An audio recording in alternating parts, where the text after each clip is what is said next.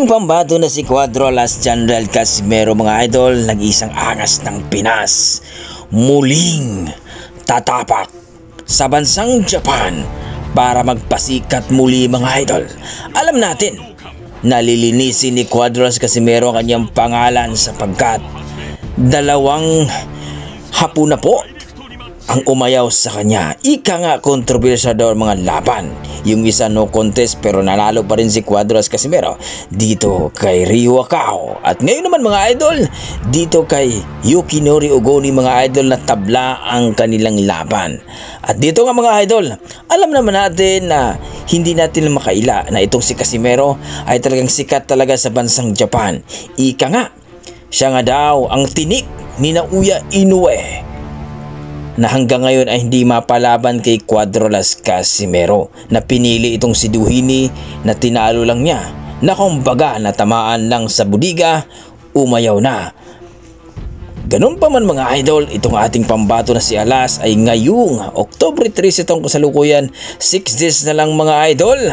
Kung baga 1 week na lang mga idol ay makikita natin sa Luna si Cuadro-Las. Ika nga, maraming mga boxing fans na nagdududa na itong si Cuadro-Las Casimero baka daw ay hindi manalo dito sa laban ni Saul Sanchez, na kung saan mga idol isang Mexicano din. Pero mag-iilang mga boxingero mga idol, sabi nga mga eksperto, ito ang sinasabi natin na ito yung prime ni Casimero.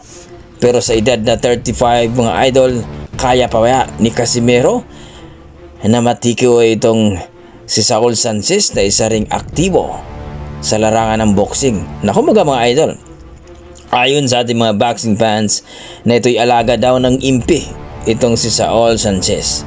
Kaya mga idol, marami ang nagdududa ngayon dahil ang strength conditioning coach ni Saul Sanchez ay strength conditioning coach din ni Casimero dati, si Memo Heredia.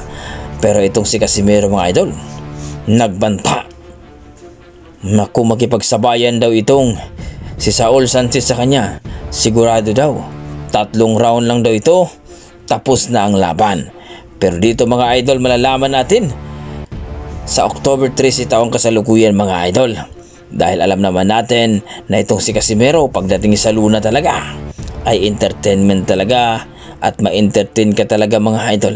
Kaya ito mga idol, ang laban ni Alas ay isa ito sa mga historical na sa bansang Japan magaganap, dahil pagkatapos na manalo itong si Casimero mga idol, mailuklok na naman ito na mapalaban kay Naoya Inoue.